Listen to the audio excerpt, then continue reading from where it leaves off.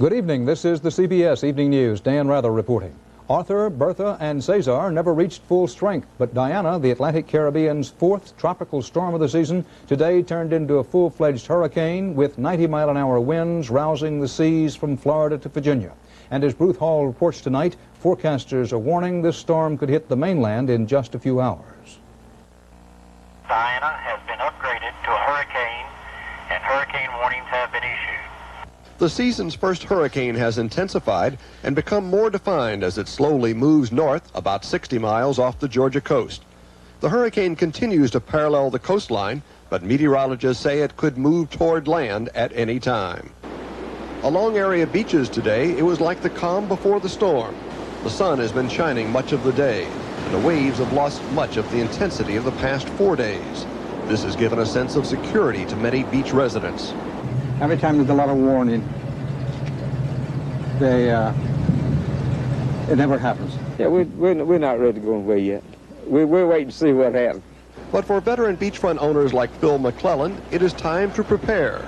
Erosion has already eaten away more than 3 feet of his beach, and he is still recovering from damage done by Hurricane David when it blew through in 1979. Yeah, we were very unprepared with David, and it just took everything.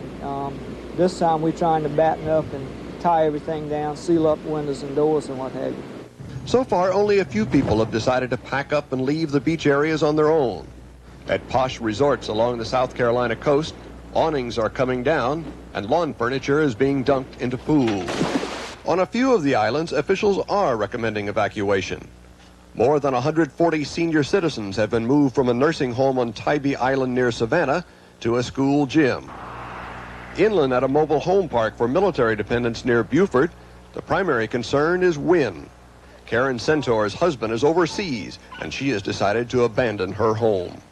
You know, if it was just me, myself, I wouldn't be too worried. But with her, I am a bit afraid for her. But until the storm begins to take a turn toward the coast, and the latest advisory does not show it moving this way, most people are going to remain in their homes. Dan? Thank you, Bruce. The bow of the French freighter Mont Louis, which has been laying on its side off the Belgian coast since it sank with a nuclear cargo 16 days ago, broke open today in rough seas. Derek Blakely has been there. Early today, bad weather once again hampered efforts to recover the nuclear cargo from the Mont Louis. But the worst was yet to come. Late today, force 9 gales and 12-foot waves split open the French cargo ship. Rescue crews were forced to return to shore. Salvage officials don't believe the ship has completely broken in two, but they admit they don't know for sure. The brutal weather has made it impossible for divers to inspect the ship or its radioactive cargo, 30 barrels of uranium hexafluoride. There is no way to know whether the 15-ton barrels are still in the ship or 45 feet underwater, or even if they're still intact. Many experts believe that even if the containers break, there would be little damage because uranium hexafluoride is only slightly radioactive. And if it goes into the sea, it will be such a small infinitesimal amount that it would have no radiobiological effect. The main danger is this one of it's just a rather nasty chemical which one doesn't want to handle if you take it out of the sea. Weather permitting, divers will try again to inspect the wreckage tomorrow, but the forecast is not encouraging. Even stronger gale force winds are expected. Derek Blakely, CBS News, London. The Pentagon today stopped accepting military equipment containing suspected faulty microchips made by the Texas Instruments Company. The semiconductor circuits are the brains of virtually every modern weapons system from MX missiles on down. The company has discovered that faulty testing procedures have been going on for years, meaning that thousands of the chips already are in operational weapons.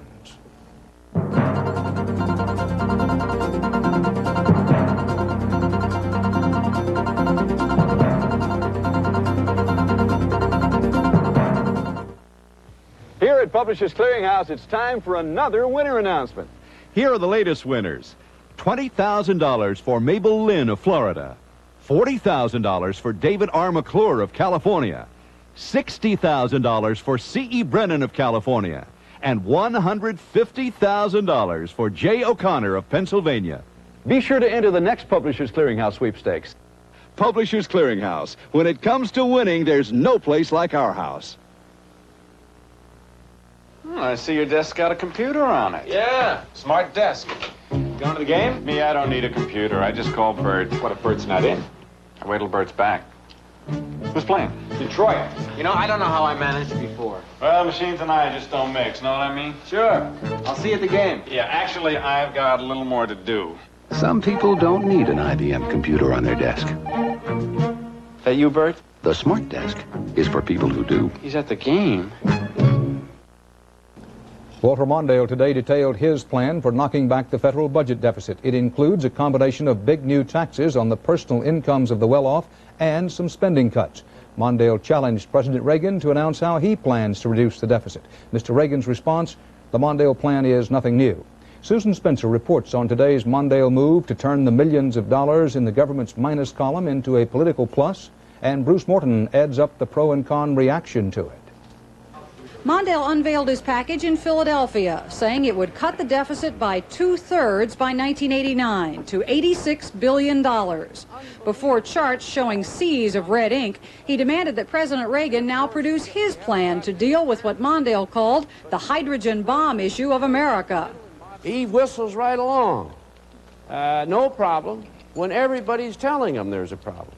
To solve it, Mondale wants $85 billion in new taxes, all of which would go into a trust fund earmarked only for deficit cutting. Included is a new corporate tax, but more than half the money comes from higher personal taxes. Who would pay? Families making less than $25,000 would see no tax increase at all, Mondale said, while tax bills would go up $95 for families just above that, $200 a year for the next bracket. By contrast, the really well-off would see a hefty hike. For people making $60,000 a year or less, they'll be far better off under Walter Mondale than they will under the tax programs of Mr. Reagan. As for Mondale's cuts, the biggest is in defense, $25 billion, still allowing for an annual increase. Plus, he finds savings in health care costs, agriculture, better management, and lower interest payments on the debt. Social Security and Medicare are untouched. But there is new spending, $30 billion to restore Reagan budget cuts and improve education, roads, and trade. Any other new program, Mondale insisted, would have to be pay-as-you-go. He'll cut spending. Mondale will use his deficit-cutting theme in commercials that start tonight, convinced that the public is worried enough about the deficit problem that his tough remedy will sell.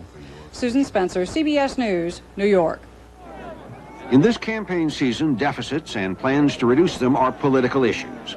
I think it's sort of budget gimmickry in that relies on very heavily on taxes. In my judgment, increasing taxes is not the way to get growth in the economy. I doubt many Democrats will touch the Mondale plan with a 10-foot pole. But there is another question. Would it work? Congressional sources say the defense cuts are reasonable should Mondale win the election. So is his call for a ceiling on Medicare, hospital, and doctor costs. The tax increases, Congresses don't like them, but they've passed 3 during the Reagan administration. Mondale also says that these cuts would bring interest rates down, cutting the deficit still more because interest on the national debt would fall. Blue smoke and mirrors? Maybe not.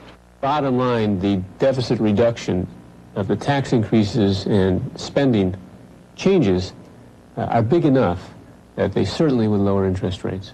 Soaking the rich may be a politically satisfying experience, but the ultimate effect is to undercut investment and savings, reduce job security, and essentially lead the United States to a stagnant, unimpressive economy.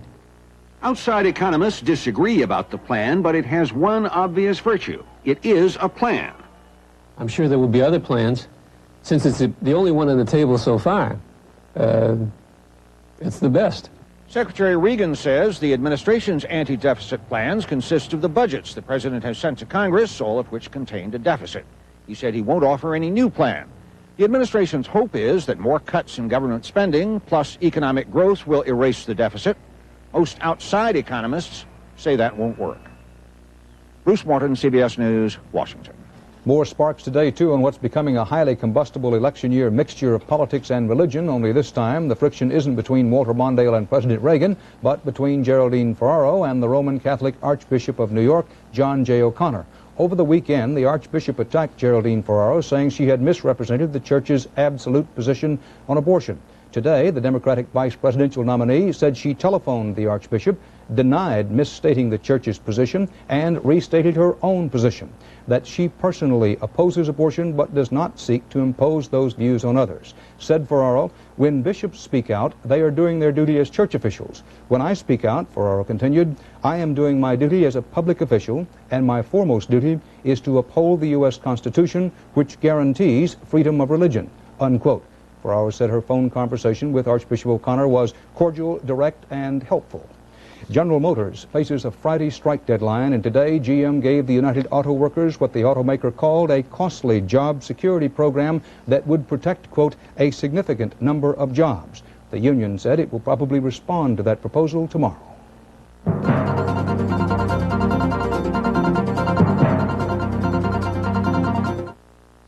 Kellogg's Product 19 cereal. More vitamin nutrition than any other cereal. But you'd never guess, because Product 19 vitamins are flaky, bumpy, crispy, crunchy, and taste oh so good. Product 19 goodness comes from corn, oats, wheat, and rice. Delicious Kellogg's Product 19 cereal. Flaky, bumpy, crispy, crunchy. Tasty vitamins. I'm climbing a mountain of 270,000 packages and letters, which is just about what Airborne picks up and delivers every week. 3 years ago, when Airborne started challenging Federal, this mountain was just a molehill. Then we began delivering most of our packages before 10:30 a.m. And today, more and more people are switching to Airborne than ever before. At Airborne, we'll move mountains for you. So watch out, Federal. Here comes Airborne. Israel's Labor Party tonight agreed to join with the rival Likud bloc in a joint government. This after party leader Shimon Peres promised the new coalition would withdraw Israeli troops from Lebanon. Menachem Begin, who abruptly resigned as prime minister a year ago and went into seclusion, entered a hospital in Jerusalem to undergo tests for a prostate ailment. A doctor said the 71-year-old Begin is feeling fine. Pope John Paul II, on the second day of his 12-day visit to Canada, addressed groups that do not fully share all that society has to offer. The pontiff brought to them a basic message of the Church. Richard Roth reports. At St. Anne de Beaupré, the oldest Catholic shrine in North America, John Paul greeted descendants of Canada's first inhabitants, the Indians and Eskimos who lived here long before French missionaries arrived. Blunders, he said, had made relations between Canada's white population and its natives tainted with prejudice. He called the Indians and Eskimos courageous Christians and urged them to stay faithful. Faith was also the theme earlier when the Pope met handicapped people at a rehabilitation center.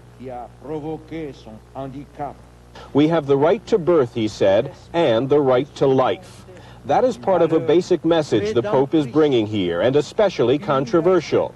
For while French Canada is overwhelmingly Catholic, the Vatican worries the faithful are not obedient. Polls here turn up wide opposition to the Pope's strict stand against abortion, birth control, and divorce. Many Canadian Catholics complain the Pope allows too small a role for women in the Church. But traveling by train to a St. Lawrence River town and arriving late, John Paul found thousands had waited for him, indifferent to the rain. His policies are questioned here, but his personality is unchallenged. Richard Roth, CBS News, Montreal. Political battles and court cases. It hasn't exactly been a state of nirvana in the state of Oregon since an Indian guru and his followers settled there in 1981. And now Sandy Gilmore reports the reaction as the commune says it will remember the forgotten. The 64,000-acre Rajneesh complex in Central Oregon has become a religious and corporate empire, home to about 900 red-dressed commune members and 800 other followers of the Bhagwan Sri Rajneesh who lives here. The latest controversy is a program to recruit the down and out, the homeless, in cities like Los Angeles. We'll provide you transportation there. If it doesn't... They are offered free housing and meals, are told they won't have to work or join the mystic group. To many, it's a dream, even if they don't really know where they're going. Important. It's fun. It's close to San Francisco. Some people are apparently concerned the homeless men will just disappear. A man who refused to identify himself stopped an acquaintance from going. You go to leave and they'll put you in handcuffs and everything else. Run you down like a rabbit, buddy. Well, my friends tell me don't go because it's like a Jim Jones cult. But Swami Anyutash assured the men they would be well cared for, given transportation home when they wished. Just what happens to the homeless people after they arrive at the Rajneesh complex here remains a Rajneesh secret. The buses can be seen arriving, but Rajneeshis refuse to allow CBS News to enter the camp where the men are housed. They did allow interviews with men who said they had been here just 1 week and were ready to join the group. I love this place because it's so beautiful. The secrecy fuels speculation here that the derelicts are brought to provide votes for a Rajneeshi takeover of county government. They've already taken over a small town. One of the reasons they're bringing them in is to register to vote to sway the election in October or November. The Bhagwan's personal secretary calls such critics rednecks. Sum it up of the older residents of this area. The brains are fossilized. Rajneeshis call it simply charity. Longtime residents say it's a plot, and tension between the two is growing. Sandy Gilmore, CBS News, Rajneeshpuram, Oregon. After years of lobbying and months of bargaining, the House today gave voice vote approval to a bill changing the warning on cigarette packs and ads for the first time in 13 years. In all ads, the new warnings would be bigger than the current one. Also, there would be 4 new warnings on packages and ads that rotate every few months. They would say smoking causes lung cancer, heart disease, emphysema, and may complicate pregnancy. The second, quitting smoking now greatly reduces serious risks to your health. The third, smoking by pregnant women may result in fetal injury, premature birth and low birth weight, and the fourth warning would read, cigarette smoke contains carbon monoxide. This bill would also have cigarette makers disclose the additives they put in low-tar and nicotine brands. The bill still needs final Senate approval.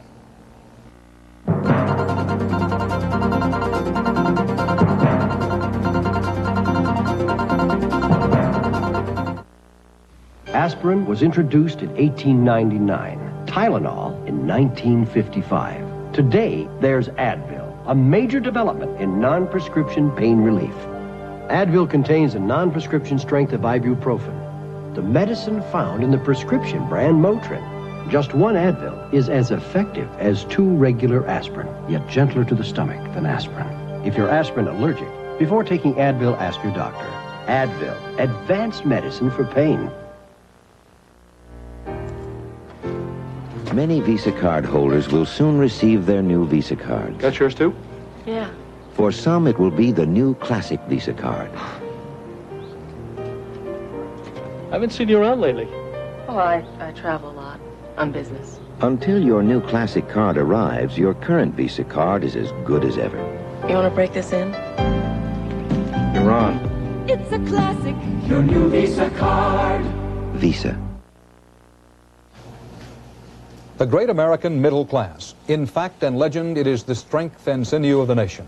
It may be as much a state of mind as a state of economics. In the words of one observer, the doctor believes he's middle class because he hasn't yet reached the point of living on investments. And the salesgirl is middle class because she holds a steady job and does not rely on welfare. But there is an ominous and little-known feature of today's economy. While some are climbing up out of the middle class, more are falling from it. In the first of 2 reports, Ed Rabel looks at the shrinking middle class. In case you haven't noticed, something revolutionary is happening in America. Many Americans have already discovered it, are being affected by it, are losing because of it.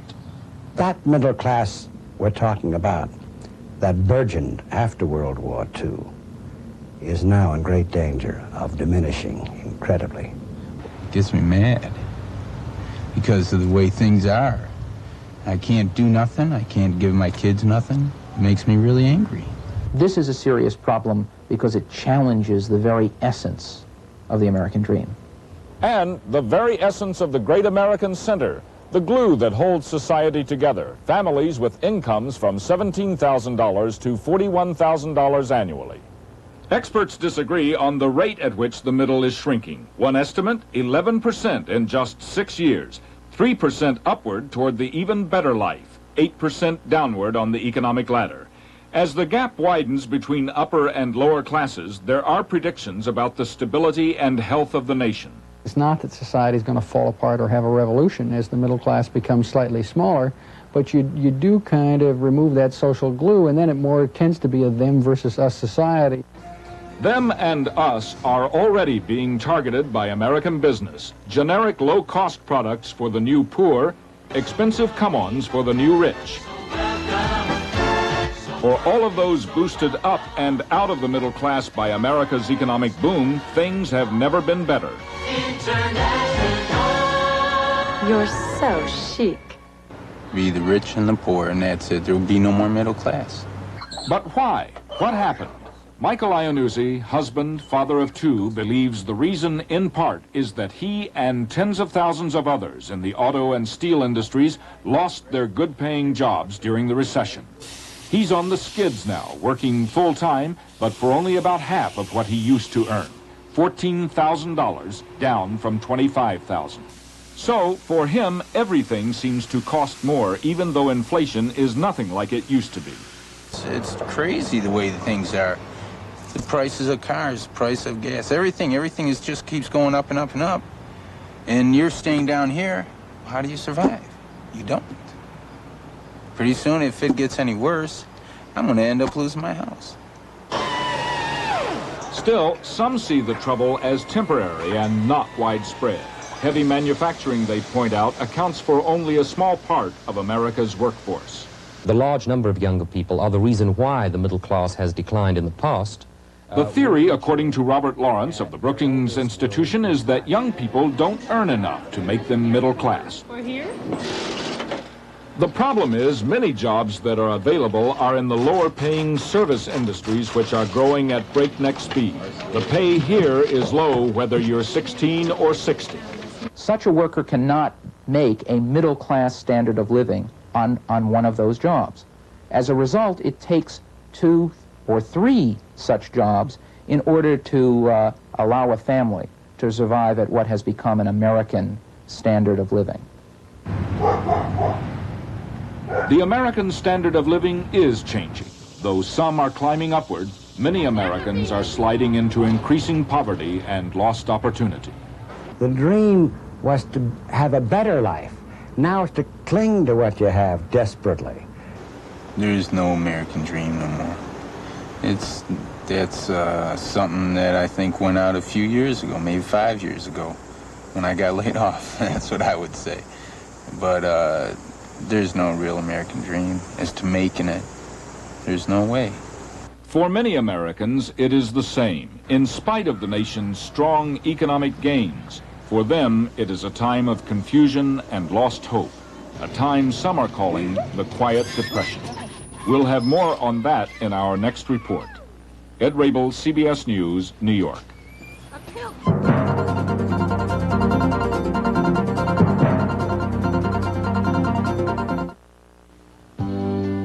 I almost never lose a case, but when I try to manage my money, I almost never win. A lot of people who are good at making money are not that good at managing it. So at Money, M-O-N-Y, we help you plan the tax-sheltered investments, savings, and insurance programs you need for now and later on. I can keep you out of traffic, but the way I manage money, I'm always in a jam. Money helps you manage money, so your money will do as well as you do. Kaopectate is the diarrhea specialist. It's the one doctors and pharmacists recommend most for diarrhea. And now Kaopectate is even more of a specialist because now there's new Kaopectate tablet formula for people who prefer tablets or travel on business and vacations. New Kaopectate tablets are so effective they relieve diarrhea within 24 hours. Kaopectate, the diarrhea specialist, in liquid or new tablet formula. It's easy to take and easy to take along. It's not easy leaving a home you love, even if you've outgrown it. The memories get in the way.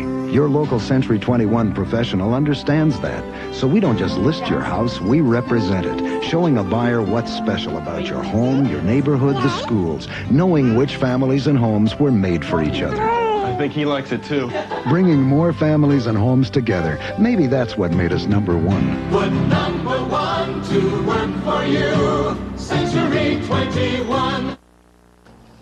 Amedeo Modigliani was an Italian who went to Paris as a young man early in this century, led a bohemian life, became addicted to alcohol and drugs, contracted tuberculosis, and died at age 35.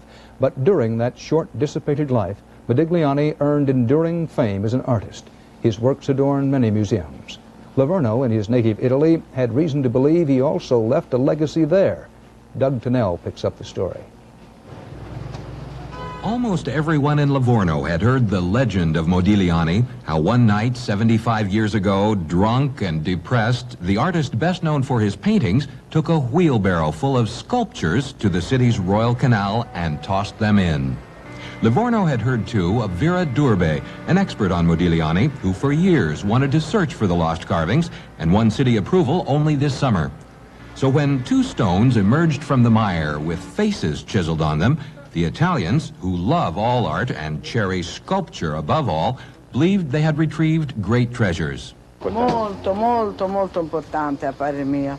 But all that was before Livorno had heard of Francesco Ferrucci and his friends, who claimed it was all a hoax. They had spent 2 days in a garden carving one of the faces, they said, and produced pictures of themselves at work to boot. It has become a national embarrassment because not only did 3 teenagers succeed in copying the great Modigliani's work, they also may have succeeded in fooling some of Italy's greatest art historians in the process. After finding a place in a special Modigliani exhibit, the bogus sculpture was taken down in disgrace. Vera Durbe was hospitalized this weekend, suffering from extreme stress. And as if to add insult, the 3 would-be masters came to a Rome TV studio tonight to show all of Italy exactly how they did it. I believe that Modigliani do something better. But the 3 confessed to creating only 1 carving. The dredger on the Royal Canal has turned up 3 so far, and some experts believe they are all fakes. I don't know anything about the other 2. No. They employed at least 1 tool Modigliani would not have used, and polished off their 2nd masterpiece tonight in just over 2 hours. Doug Tennell, CBS News, Rome. And that's the CBS Evening News for this Monday. Dan Rather, thank you for being with us. We hope to see you here again tomorrow night. In the meantime, good night. I'm stepping out and making strides. Ain't nothing gonna slow me down. I've got my Dr. Scholl's in. Dr. Scholl's announces new improved air pillow insoles. Now there's a soft white layer and a blue one to cushion shock in one thin insole for double comfort down to your toes. I'm stepping out and making strides. Ain't never gonna touch the ground. I've got my Dr. Scholl's in. Dr. Scholl's air pillow, the double comfort insole.